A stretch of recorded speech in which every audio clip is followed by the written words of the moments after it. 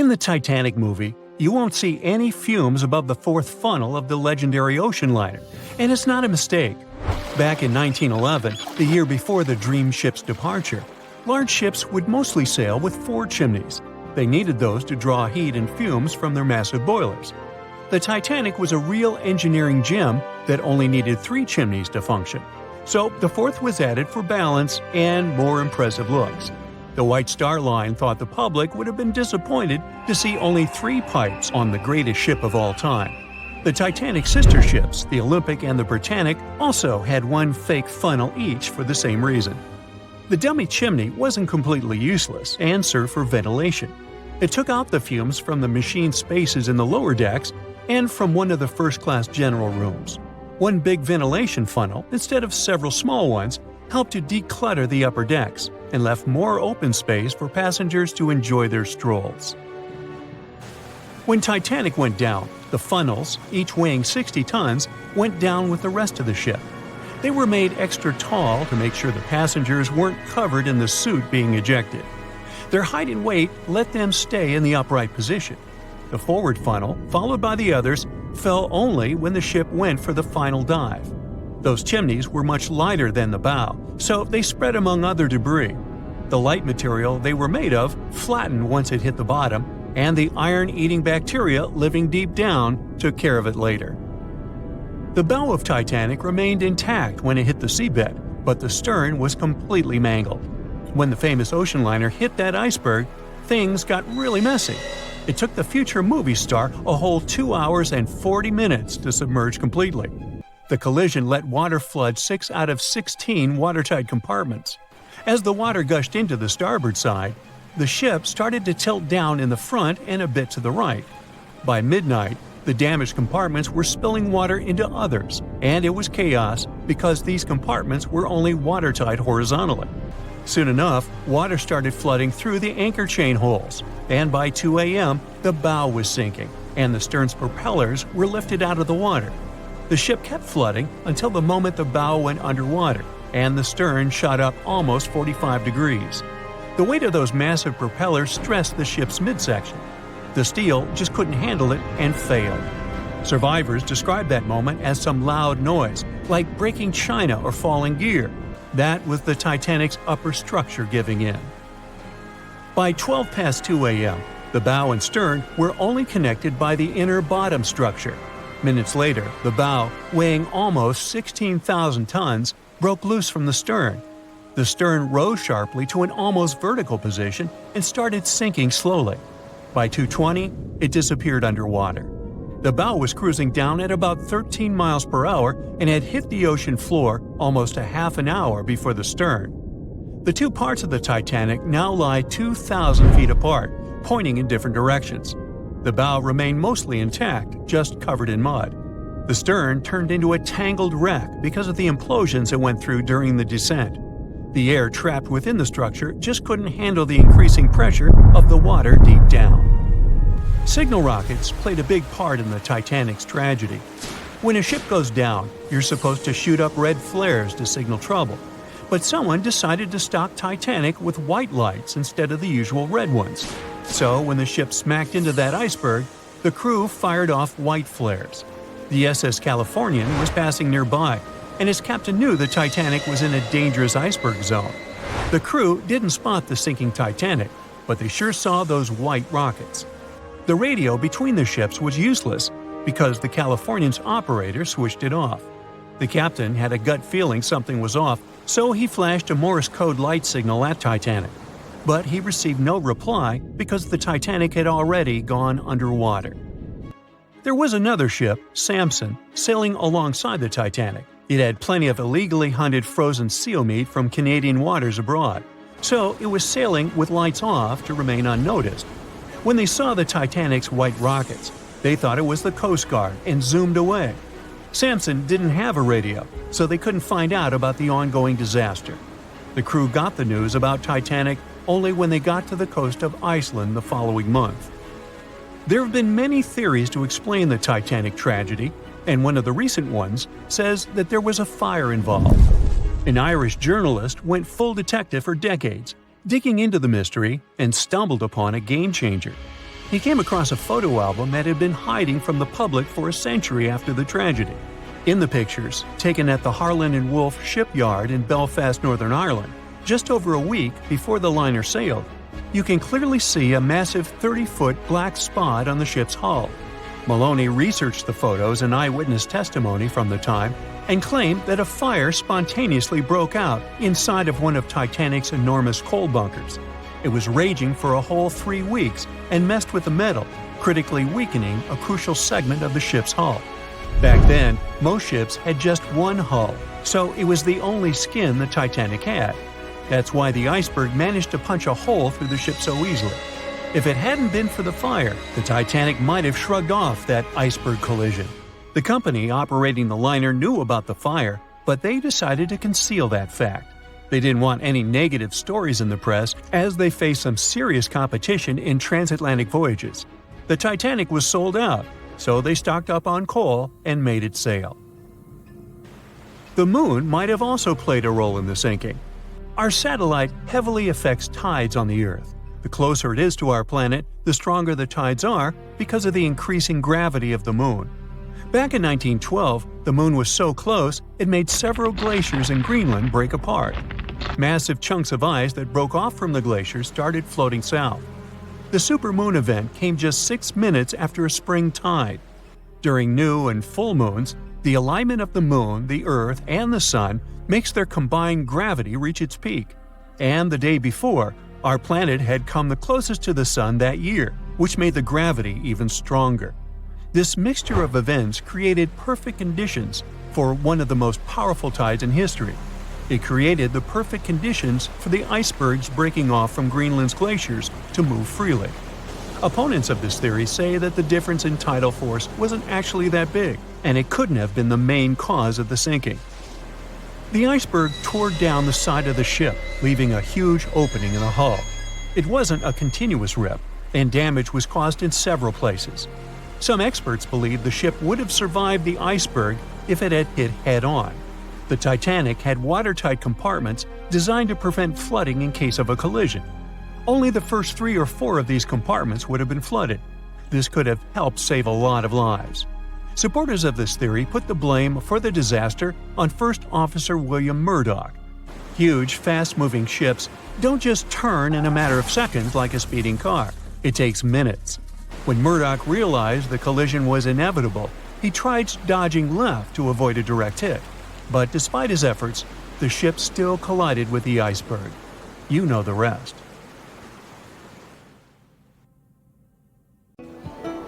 On April 10, 1912, crowds gathered at Southampton Beach to wave off what was, at the time, the world's largest and most prestigious ship, the RMS Titanic.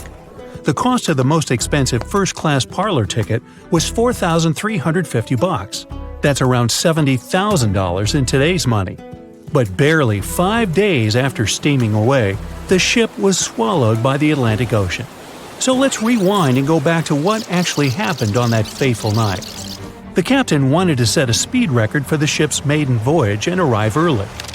The ship was deemed unsinkable, so he went full throttle into the dark Arctic waters. After spotting the 100-foot iceberg, the crew desperately tried to steer the vessel away and avoid the collision, but the Titanic was traveling too fast, and the iceberg tore down the side of the ship, creating a huge opening in the hull. It wasn't a continuous rip, and damage was caused in several places. In total, the damage spanned along an area of around 300 feet. But the ship's designers had prepared for the prospect of a collision and added watertight compartments down each side of the ship to act as a buffer zone. 4 of these compartments could be breached and the ship would still stay afloat. But because the iceberg tore down the side of the Titanic, it ripped holes in 6 compartments. The compartments didn't extend up the total height of all decks and weren't actually sealed at the top. This is why, when more than 4 were flooded, water reached over the top of the bulkheads and filled the remaining compartments, causing the ship to sink into the ocean. Think of it as water spilling over an ice cube tray. But what if the collision was head-on? Would it still have sunk? Ships are designed with potential crashes in mind, and most vessels have collision bulkheads in the bow. Most of all, it's like your car's bumper or crumple zone. It's a safety feature that can withstand a direct hit. The bow could have taken some of the impact, and some experts have suggested that if it hit head-on, only 2 to 4 of the watertight compartments would have been flooded. So, in theory, the Titanic might not have sunk, and it might have even been able to continue sailing to its final destination at a much slower speed.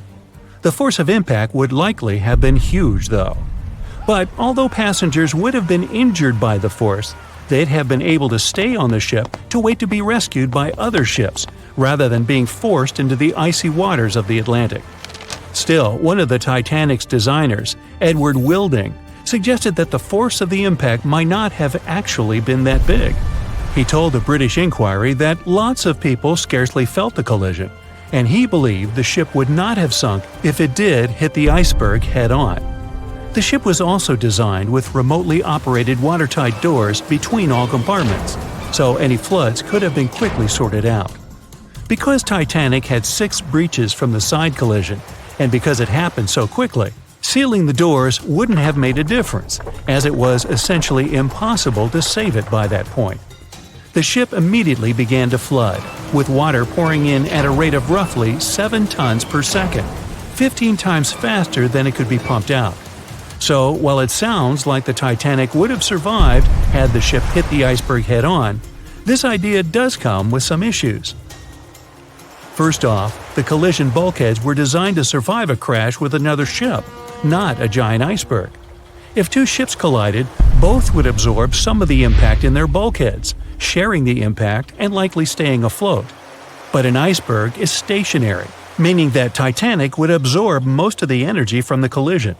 If Titanic hit head first, because of the speed it was traveling, the impact would have likely traveled down the whole body of the ship. Just imagine a 46,000-ton ship traveling at around 20 knots. At some point, it hits an iceberg that weighs what could be over 100,000 tons. This collision would likely create a powerful force causing massive damage to the vessel. It is likely that seams would split, staircases would come tumbling down, and rivets would burst open across the ship.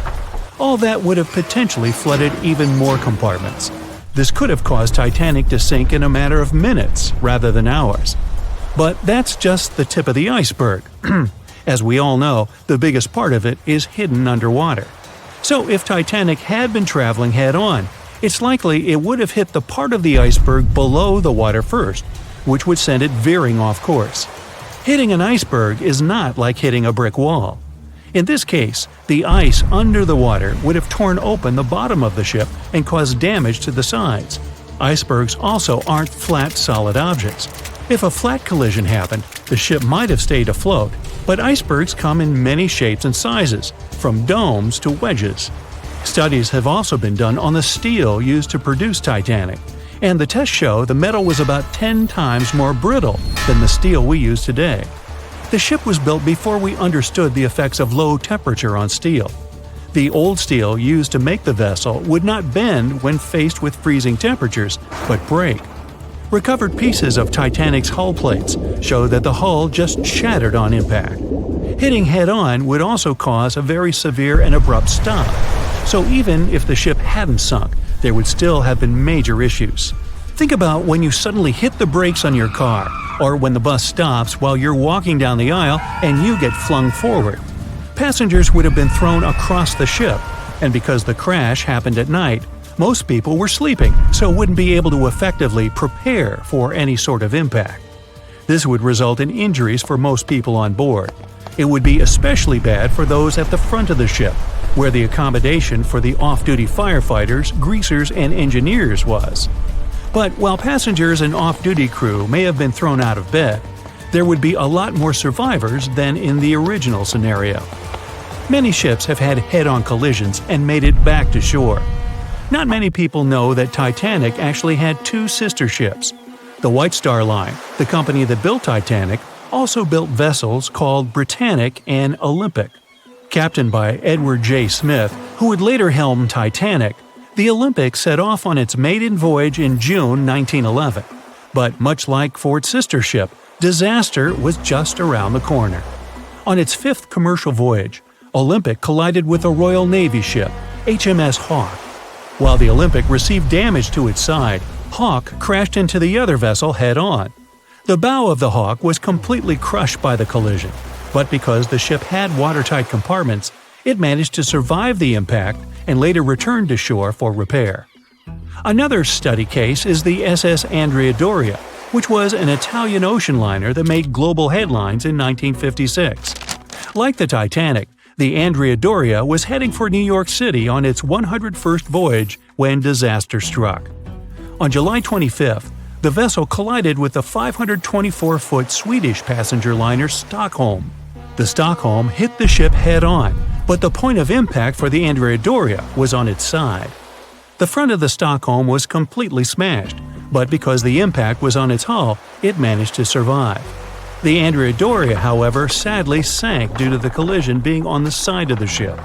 So these cases could suggest that maybe the Titanic would have survived had it hit the iceberg head-on. But we have to remember that the Titanic hit the thing full speed, whereas both the Olympic and the Andrea Doria were traveling slower. A beam of electric light pierces the darkness over the calm waters of the Atlantic Ocean. The Titanic is quietly making its way through the waves, its passengers asleep, when suddenly a monstrous white shape is caught in the light beam. The fateful iceberg is about to rend the side of the legendary ship.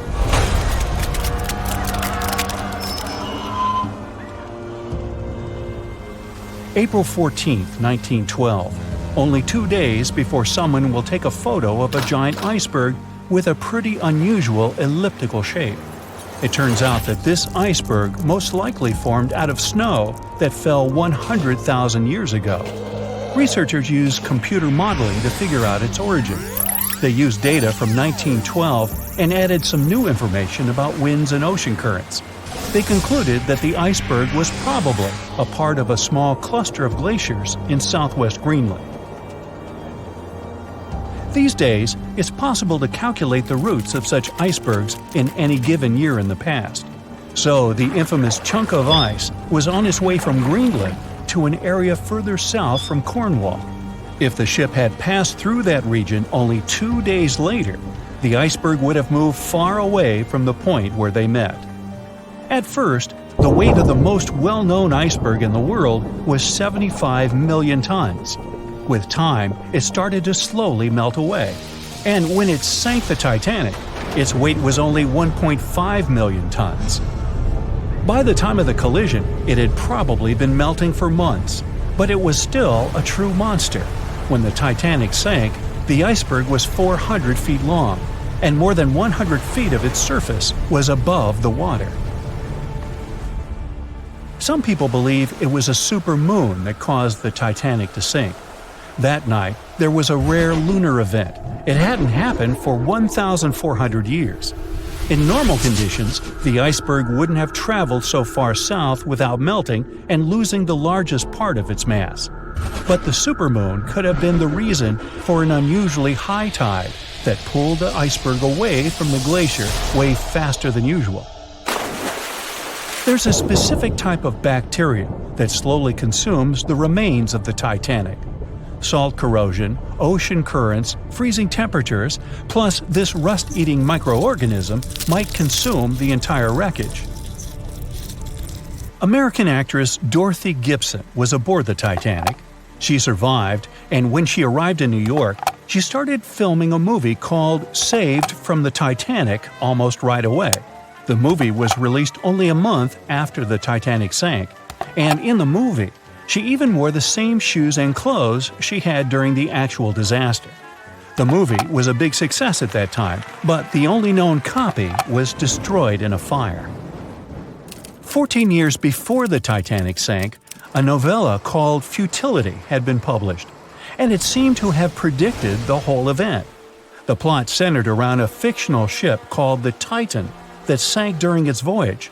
The Titan was almost the same size as Titanic, and they both went to the bottom in April. The reason was hitting an iceberg, too. Both the real and fictional ships were described as unsinkable, and both of them had the legally required number of lifeboats, which, as it turned out later, were nowhere near enough. We've seen it in the movie, but there were some real-life love stories happening on the Titanic too. 13 couples even took a trip on the Titanic as part of their honeymoon. One of the couples owned Macy's department store in New York. Once it became clear the Titanic was rapidly sinking, the woman refused to go into a lifeboat without her husband. But he didn't want to join her while there were still women and children who he thought had to go first. Then his wife gave her coat to her maid. She insisted that the maid should get into the lifeboat, and she wanted her to be warm. As for the woman herself, she decided to stay with her husband till the end. Some people believe Titanic sank because of a mummy, not an iceberg. It all started around 1000 BCE with a mysterious woman who lived in Egypt, in the City of Thieves. People knew little about her, but they called her a priestess. Her mummy was put in a wooden sarcophagus and covered with a large lid with the image of her face and some mystical inscriptions. This place had been hidden until the first half of the 19th century, when a group of locals accidentally came across it. They disturbed her peace. No one knows how, but the mummy disappeared that day without a trace. A couple of decades later, a group of rich friends from England traveled to Egypt and found the empty mummy casket with the image of the priestess, whose dark eyes seemed to be looking into the void. They decided to buy it, but the buyer disappeared the same night before he even got the case. All members of the group had some accidents. The casket changed its location a couple of times until it, as some believe, ended up on the Titanic. It took more than 70 years for a robot submarine to find the ruins of this legendary ship. The wreck lies nearly 13,000 feet under the surface of the Atlantic Ocean, split into two halves. Why did the liner break apart? No one knows exactly. Some think it happened because of the water that got inside when the ship collided with the iceberg. The pressure was so powerful it separated two parts of the vessel, starting with the ship's bottom structure. Others say it was because of the hull rivets. They had a high concentration of slag or smelting residue, and that's something that can cause the metal to split apart. The ship generally had many flaws, starting with the design. The watertight bulkheads weren't completely sealed on top. This allowed the water to flow between the compartments and, in the end, sink the vessel. The iron of the ship's rivets and steel of the hull ended up ruined because of high sulfur content, cold temperatures, and high speeds. The steel shattered and the rivets popped out quite easily. Because of this, Titanic sank 24 times faster than it would have otherwise. If the ship had hit the iceberg head-on instead of ramming it with its side, it would have probably stayed afloat. How come the crew members didn't have binoculars? It would have surely helped them spot the iceberg on time and maybe even avoid the disaster. But the binoculars on the Titanic were locked in a storage cabinet. Only one crew member had the key, and he had been transferred off the ship right before it set sail. He later said he hadn't remembered to hand over the key. But even without the binoculars, the ship might have had some time to change course and avoid the collision if the crew had gotten some warning. But that's the thing, someone did warn them. About an hour before the incident, a ship that was relatively close to Titanic, the SS Californian, sent a message to inform them it had stopped because of dense ice field. But the warning never got to the Titanic's captain. Some experts say it was because the radio operator didn't think it was that urgent. And later, the SS Californian said they didn't get a call for help from the Titanic because their radio operator was off duty. Some say the crew on the Titanic couldn't spot the iceberg on time because of an optical illusion. Atmospheric conditions that night probably caused super-refraction, which could have camouflaged the berg. After all, no one actually saw the iceberg until it was too close to the ship to somehow avoid the crash. Not even a whole minute passed between the moment they saw the iceberg and the collision. It was only 37 seconds, and it took Titanic 2 hours and 40 minutes to disappear below the ocean's waves. They were on their way to the New World when a rendezvous with an iceberg crushed all of their dreams and hopes. There was panic and tears and heartbreaking goodbyes, like that of Jack and Rose. Or was there? Let's see how well you know the real story of Titanic. The love story of Jack Dawson and Rose DeWitt Bukater was inspired by true events. What do you say? Is it a myth or a fact?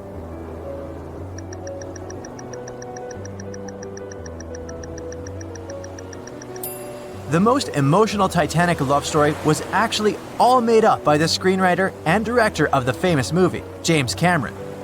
Some passengers featured in the movie were real though, and by a mere coincidence, there was a J. Dawson on board. His name was Joseph, not Jack, and he worked as a coal trimmer. The most expensive object lost with the Titanic was a painting by Pablo Picasso. What's your take on this one?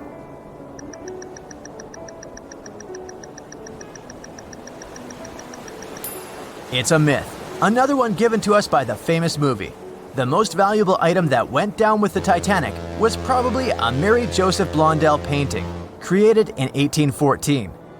Some other valuable items were a violin that belonged to Wallace Hartley, the musician who insisted that they had to play till the very last moment. There was also a 1912 Renault Type CB Coupe de Ville that would now cost millions of dollars, a handwritten manuscript by Joseph Conrad, first edition essays by Francis Bacon, 5 Steinway grand pianos, and, of course, some fine china plates and cups and first-class passengers' jewelry. The Titanic was the largest and the most luxurious passenger ship of its time. Does it sound real to you?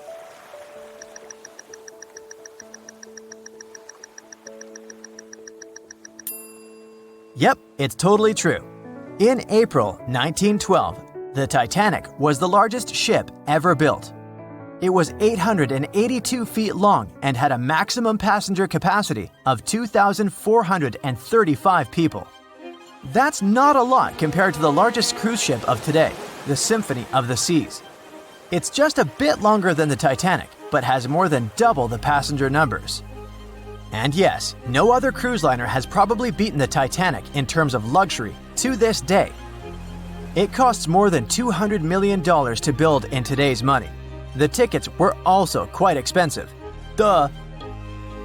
First-class tickets ranged in price from $1,700 in today's money for a berth up to $50,000 for one of the 2 parlor suites. Second-class tickets were $700. Third-class passengers had to pay between $170 to $460. Most of the passengers of the unsinkable ship managed to survive. True or false?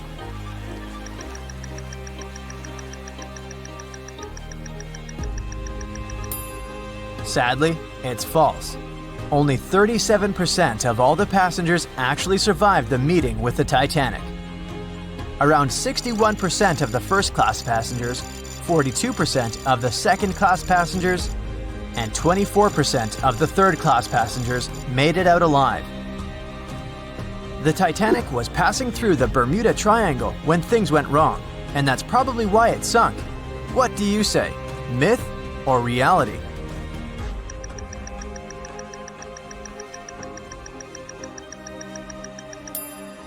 It's 100% a myth.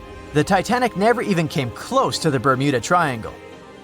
The liner sank about 400 miles south of Newfoundland, which is a huge distance to the north of Bermuda, the infamous area where ships and planes disappear without a trace. We might have the moon to blame for the sinking of the Titanic. True or false?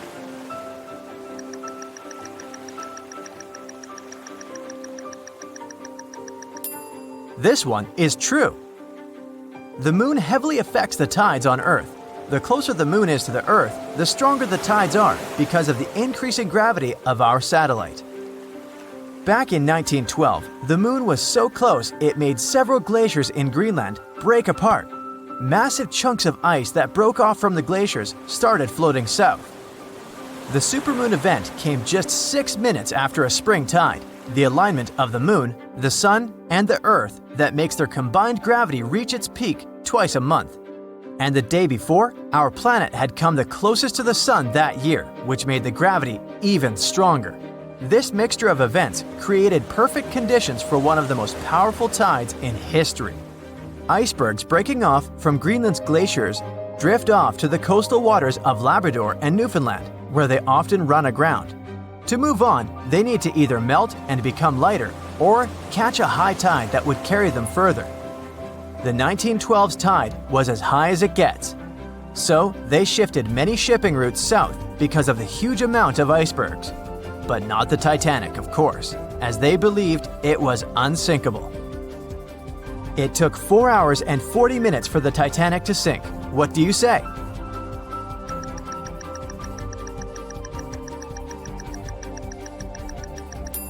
It's false, and if you're a Titanic expert, you definitely know it was actually 2 hours and 40 minutes.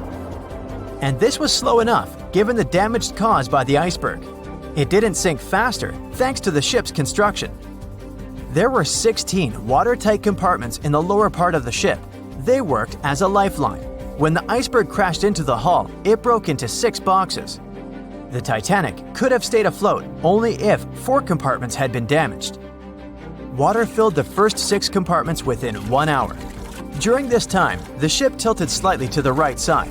Then, water began to flood the 7th box when all 6 boxes were filled. And from that moment, the sinking rate was growing with every second. The ship's bow sank under the water, and then the stern filled up. One of the leading reasons for the Titanic tragedy was signal rockets. True or false? What's your take on it?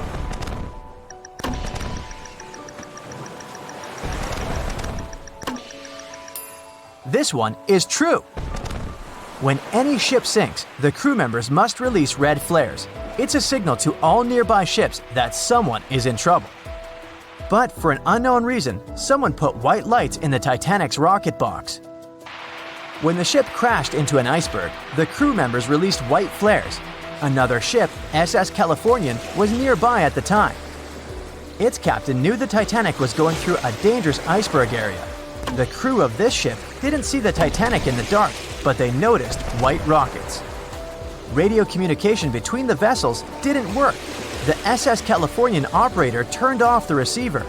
The Californian captain felt that something was wrong, so he sent a Morse lamp signal to the Titanic.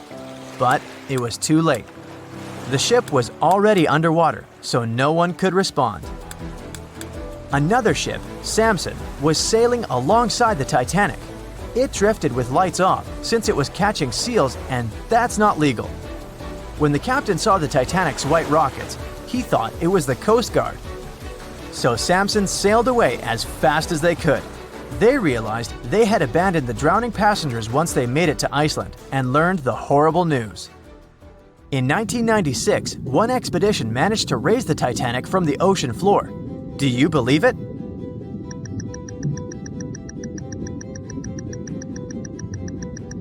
If you don't, you're right. There were different ideas on how to raise the Titanic, from doing it with compressed air to putting it in wire mesh and covering it with liquid nitrogen, or using giant magnets. The only real attempt to raise the Titanic was made in 1996, and it failed dramatically. The expedition's goal was to lift a part of its hull, weighing about 21 tons. It would still have been the largest piece to see the sunlight again, if the operation had succeeded, that is. They lowered 4 large bags filled with diesel fuel to the bottom of the ocean and attached them to the hull plate.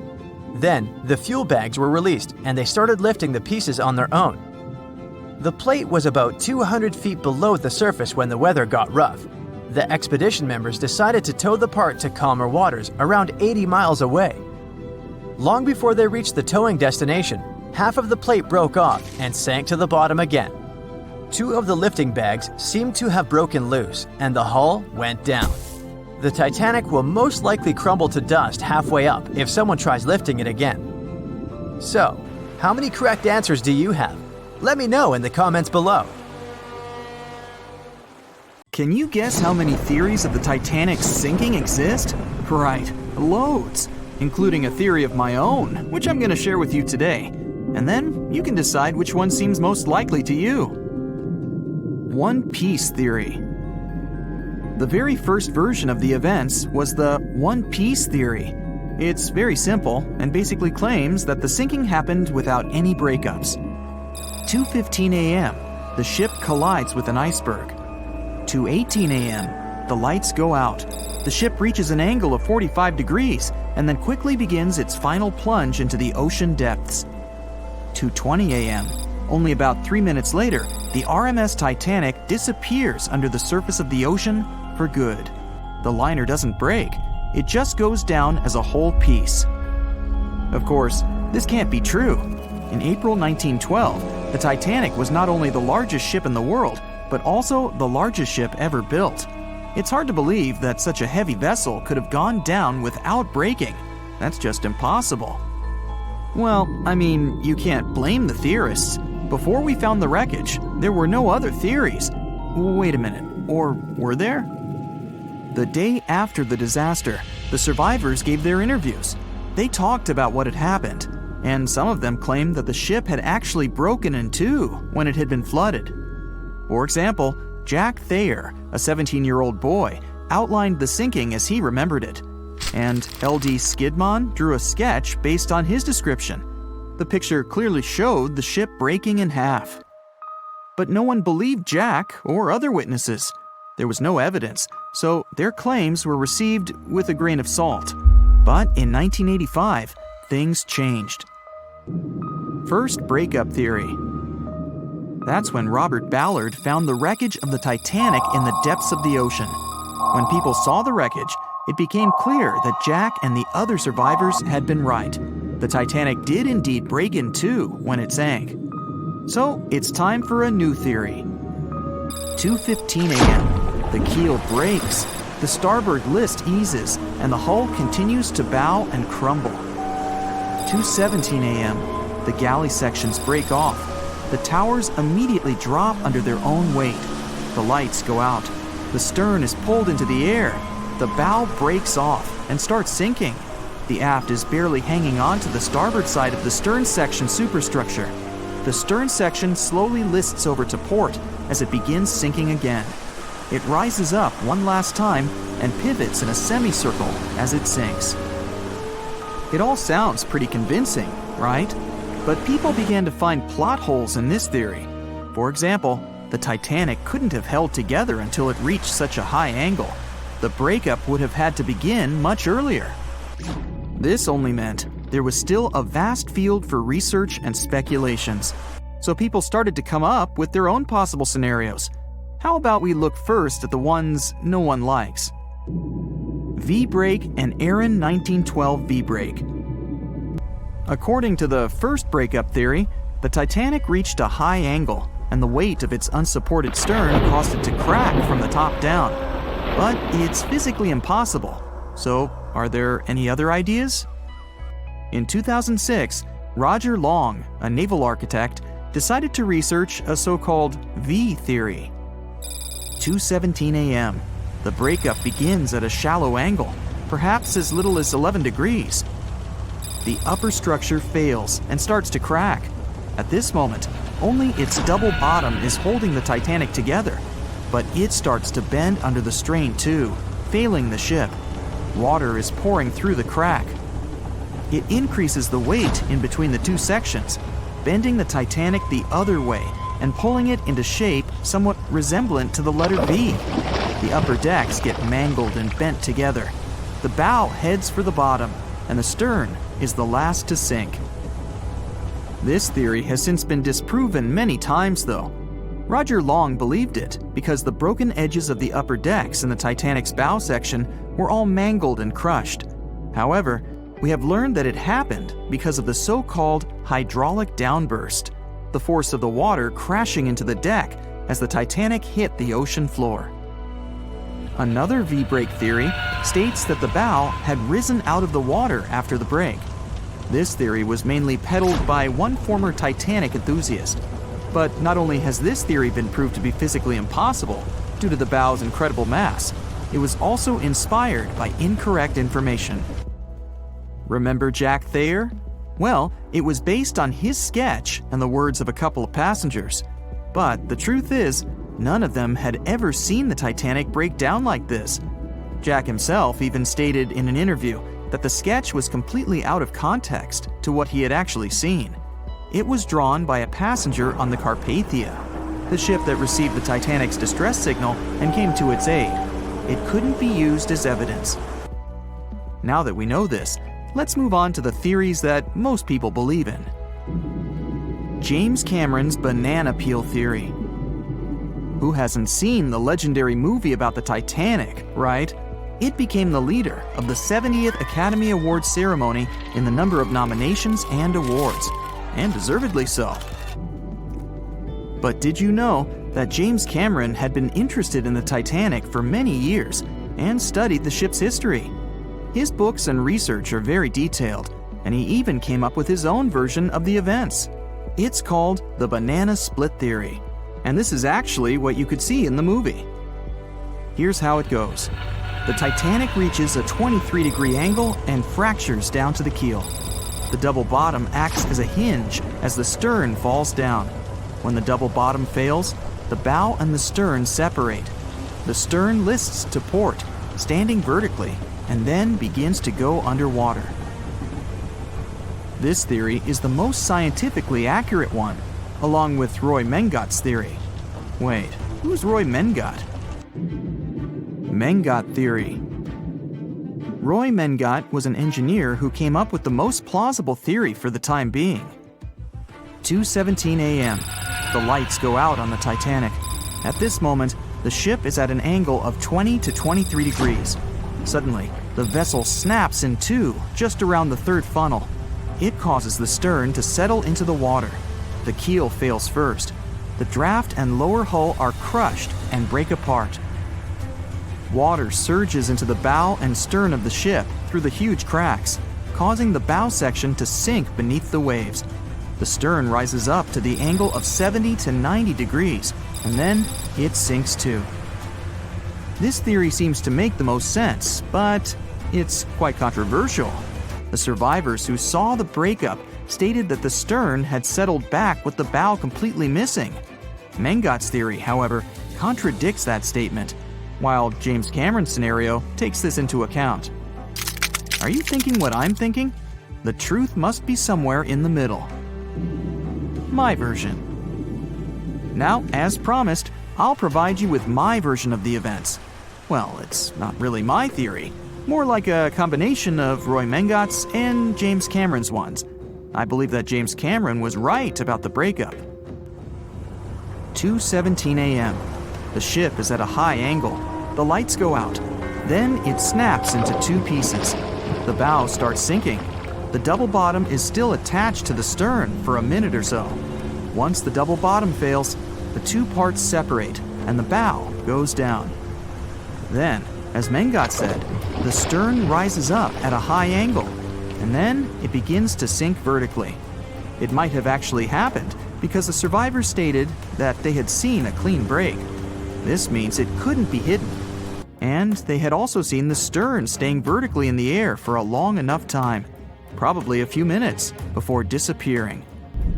Anyways, all of these are just speculations. Regardless of how the Titanic broke apart and sank, it was a great tragedy. It's already been 110 years since the Titanic collided with an iceberg and sank. Did you know that in 2022, the Blue Star Line Company is completing the construction of an exact replica of the Titanic? Called the Titanic II liner, the ship will be sent sailing along the same route with 2,400 people on board. Let's hope that everything goes well for them. You know SOS, don't you? 3 dots, 3 dashes, and 3 more dots. It's an easy enough signal to tap out in Morse code. It means save our souls or save our ship. The crew of the legendary Titanic had been desperately trying to send this signal for 2 hours the night of April 14, 1912. There were other ships not too far from the spot where the iceberg took down the mighty Titan of the sea, but the call for help seemingly disappeared before it could reach them. The passenger ship SS Mount Temple did pick up a signal and try to respond, but the Titanic never got the answer. So what was silencing the ship's cries for help? Some unknown Bermuda Triangle of the North Atlantic? Consider this. Eyewitnesses say the sky was painted with a brilliant aurora borealis that cold, fateful night. Beautiful, yes. But on that day, the northern lights may have sealed Titanic's fate for good.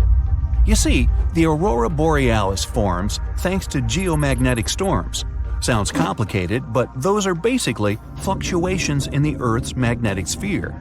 And what causes those is the sun itself. The magnetic sphere is like a protective bubble that surrounds our planet.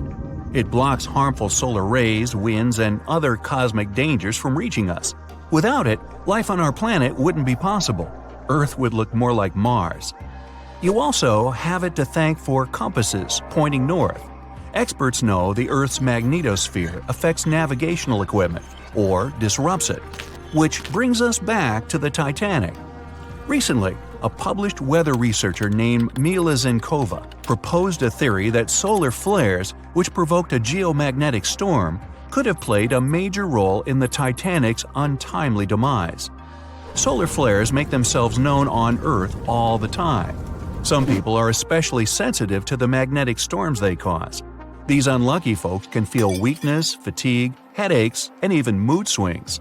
On usual days, the pressure is the same on both sides. The magnetosphere blocks all the bad stuff, and we're all happy. But sometimes, explosions occur on the sun.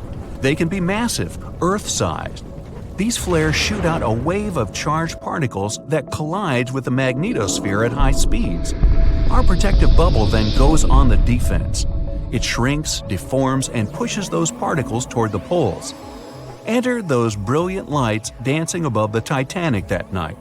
In the north, we know it as Aurora Borealis. In the south, Aurora Australis, or the Southern Lights. When the magnetosphere pushes those solar and cosmic particles toward the poles, they collide with molecules of different gases. That's why you get the range of colors. For example, oxygen can be green or red depending on the distance, and nitrogen is blue or purple. What multiple people saw that night was exactly this phenomenon, including the second officer from the rescue ship Carpathia. He wrote it down in the logbook before getting the distress call from the Titanic. But I'm getting ahead of myself. Auroras are a visible sign of a geomagnetic storm. Now, about navigational equipment. This applies to satellite and radio frequency devices. Remember, they didn't have iPhones back in the Titanic days, so the average person couldn't notice their gadgets going haywire. But navigational devices and wireless telegraph did exist and were actively used. Rewind back to the Middle Ages, when sailors noticed that, on some days, compasses wigged out. The arrows spun in all directions, and people back then had no idea why. It wasn't until the 18th century when French scientists found out that such problematic days occur at the same time as black spots appearing on the sun. Solar flares, the mystery was solved. Now, the Titanic had the most advanced, well-known radio equipment at that time. They tested it thoroughly to make sure it worked for distances up to 2,000 miles away. Titanics passed them all. On April 10, 1912, the massive liner left Southampton and set off for New York. The very next day, the crew started getting the first reports of drifting icebergs and ice fields. They put dots on the map to mark the coordinates and let out a sigh of relief. All the troublesome spots were north of the Titanic's planned route. But after a couple of days, the warnings were moving farther and farther south, encroaching on the majestic ship. On April 14th, Captain Edward Smith decided to change course to the south in hopes of bypassing the ice. This ended up being a huge mistake. Enter the magnetic storm. If it was throwing the navigation equipment off, even by a tiny error of half a degree, the captain could have been mistakenly taking the ship right toward a cluster of icebergs. What's even worse, the radio operators ignored warnings coming from other ships. That, or they simply forgot to hand them over to the captain. As hired contractors from the radio company, they were more interested in transmitting paid telegrams from passengers on that luxurious liner. The radio transmitter kept going out of order that evening, probably because of all this private traffic.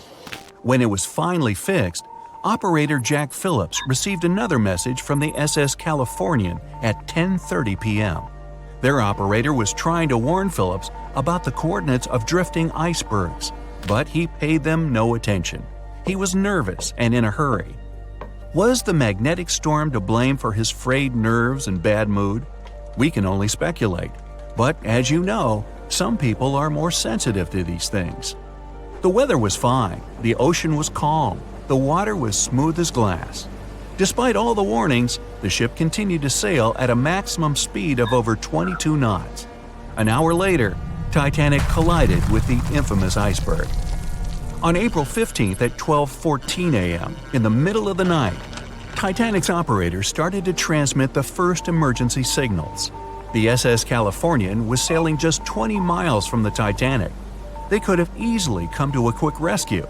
But 10 minutes before the disaster, the Californian's radio operator had gone to bed. He was the only one who understood Morse code on the ship. According to this new theory, the magnetic anomalies possibly blocked Titanic's messages to other ships. For example, the steamer SS La Providence didn't receive any signals from the sinking ship at all. Yet they were still getting transmissions from another giant, the Olympic, which was 500 miles from the Titanic. That night, the signals were acting strange. They simply got lost somewhere in space, or they were like a jumbled riddle, impossible to solve. The SS Mount Temple did get a message and rushed to Titanic's aid. But as fate would have it, the rescue ship got stuck in ice. She did arrive at Titanic's last known coordinates, but the luxury liner was nowhere to be seen. So were the coordinates accurate at all? The steamer Carpathia was about 60 miles away. At 12:30, their radio operator told the Titanic's crew they were rushing to help. The ship famous for coming to the aid, Carpathia was going full steam ahead. But here's the odd part. At first, they headed to the wrong spot. The magnetic storm could have thrown its equipment off. Good news is the steamer did end up reaching the right place when they saw the lifeboats full of passengers. Interestingly, once she reached land, the Carpathia didn't have any problems with her equipment. The blackout happened just around the wreckage site. The following investigation blamed radio amateurs for blocking signals. We now might know otherwise. Zinkova explains that at that time, they didn't know exactly how and to what extent the sun influences the Earth. No one could have guessed that the sun could tamper with these massive ships' navigational equipment, especially one that had the best of the best at the time. There's another theory that even the moon could have played a role. Some researchers claim that in January 1912, our natural satellite was closer to the Earth than usual. It caused very strong tides and raised the sea level. Every year, icebergs break away from Greenland and stop around Newfoundland. But not that year. The increased water flow pushed them further for 3 months. And come April, they were right in the way of transatlantic ships. Unfortunately, it was a recipe for disaster when it came to the mighty Titanic. No one could ever have imagined that the unsinkable Titanic would collide with an iceberg, except for one man, William Thomas Stead. Well, not directly, of course. It's not like he jolted out of bed one day, envisioning the fall of the Titanic. Rather, he wrote an empowering short story called How the Mail Steamer Went Down in Mid-Atlantic by a Survivor on March 3, 1886, 26 years before Titanic sank. Okay, let's do a super quick recap. Titanic was traveling from Southampton to New York in April 1912 in the North Atlantic.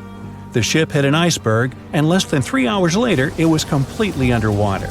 Out of 2,208 people on board, just 706 survived due to the limited number of lifeboats and icy cold water. Another passenger ship, Carpathia, heard the distress call, picked up the survivors, and brought them safely to New York. The short story William Stead wrote was about Thomas, a British sailor, who got on a passenger liner bound for the U.S. At one point, the protagonist realized there weren't enough lifeboats for everyone on board the ship in case something happened. A couple of days later, heavy fog covered everything in sight.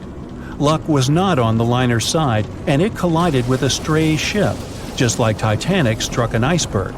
Only 200 out of the 916 people made it safely to the U.S. The main character managed to survive by jumping into the water and climbing into one of the lifeboats. Now, you'd think that the story riled up everyone in the industry to add extra lifeboats on ships. But sadly, it received very little attention when it was published. Even more tragically, William Thomas Stead was on Titanic when it sank, and he didn't make it. The survivors who knew Stead mentioned that he had always been cheerful and had loved to chat during meals. He complimented the ship's design and how sturdy it was. Witnesses also talked about how he had been helpful when the ship had been sinking, having given his life jacket to someone else. He was a journalist by profession and was on his way to New York for a ceremony. One of his most important contributions to modern journalism was the use of illustrations in every newspaper article. He also introduced newspaper interviews, and they're still used to this day along with illustrations. But this story wasn't the only published work that predicted the disaster. Morgan Robertson was an author and former ship captain who wrote short stories and novels. His most notable novella is The Wreck of the Titan. It's also known as Futility. The book was written in 1898, 14 years before Titanic. It was a fictional story about the Titan, an ocean liner similar to Titanic, which was crossing the North Atlantic. It's also a coincidence that Titan was just as fast as Titanic and shared many other similarities, like size and design. The book described it as unsinkable and the largest ship to hit the ocean at the time. That's what they said about Titanic, too. Another eerie similarity was the limited number of lifeboats it had. The story took place in April, and that's when Titanic set off on its journey and hit the iceberg. The Titan story also mentioned that barely anyone had survived that horrible accident. Unlike Stead's story, the protagonist of Robertson took a different path. The Titan sinking happened somewhere halfway through the book, so after the accident, the main character went on with his life. The book was brought back into the spotlight after the Titanic disaster. How could someone describe the events that took place almost a decade later so accurately? Many started to believe Robertson could see the future. But the reality was that Robertson knew his way around a ship. It was easy for him to write down the nitty-gritty of things without doing more research. Realistically, one of the biggest threats for ships at that time was hitting an iceberg or colliding with other ships. The next story sounds somewhat mysterious. Once, Alex Mackenzie heard a voice that warned him not to board Titanic. But when he turned around, there was nobody there. As he continued walking, the voice spoke to him again, but this time it was louder and more distinct. He took the warning seriously and decided to cancel the trip and go back to Glasgow, Scotland, his hometown. His grandparents weren't too happy to find him back home instead of on Titanic. After all, the ticket was very expensive. That disappointment very soon disappeared when they heard that the ship had struck an iceberg. John Coffey was a member of the crew of Titanic, but he decided to ditch the ride when the ship stopped at his hometown in Queenstown, Ireland. His inner voice told him to get off the liner, and he did. He was only 23 at the time, and for someone his age, it could be a major career boost and an opportunity to grow. Despite the horrible tragedy, the guy signed to work with the RMS Mauritania just months after the Titanic sinking. Talk about commitment. Some added info was revealed about what may have contributed to the fall of Titanic. The constructors insisted that the ship was unsinkable, but many people later theorized that the vessel's steel plates had been too frail for the freezing Atlantic water. It may have caused the rivets to pop, allowing ocean water to seep inside. Another theory is that there may have been a fire in the hull of the Titanic that had been raging for 3 weeks before the voyage. The fire softened the steel, allowing the iceberg to cut through it like a hot knife through butter. Some pictures before the ship set off on its journey show black marks on the hull, which could have been caused by fire. Either way, the iceberg would have caused significant damage in any case, no matter if there was a fire or not. Some people also blame those who designed the Titanic. The ship was built with large joints at the bottom, which probably snapped easily during the collision. Of course, these are all theories. But we know for a fact that the Iceberg was the main character of this drama, and that the works of Stead and Robertson should have been taken seriously. Either way, this should be a lesson for the future, helping to prevent similar tragic accidents. By the way, ocean liners and passenger ships wouldn't exist if it hadn't been for Thomas Newcomen. In 1712, he invented a steam engine that was so strong it could produce enough energy to power a ship. And a century later, in 1819, the first steamship traveled across the Atlantic Ocean to Liverpool, UK. It only took the vessel 29 days to cross the ocean. The passenger ship industry boomed in the early 1900s when it became easier for people to move to America or go on holidays. As decades rolled by, the use of aircraft stole the spotlight from passenger ships since planes were faster and more efficient. Nowadays, it's quite rare for a passenger ship to collide with anything in open water. Modern technologies can detect anything that can pose a threat and even predict stormy weather. Cruise ships these days are giants compared to the vessels of Titanic's era. Modern ships can carry almost twice the number of passengers and have amenities folks back then could only dream of. Most cruise ships these days have several restaurants to choose from, multiple swimming pools, and game rooms to catch a break. If you're in the mood for some fun, you can watch live performances. Don't forget about the helicopter pad, because why not? Don't worry if you start feeling unwell. The in-house doctors are always there to help any passenger in need. And these ships are only going to get bigger. Putting Titanic and a modern cruise ship side by side is like comparing a Corgi to a Doberman. Back then, Titanic was the biggest and most cutting-edge vessel anyone could dream of. So, who knows what the future of cruise ships can hold? We might even have entire cities floating around. That would be a really big boat.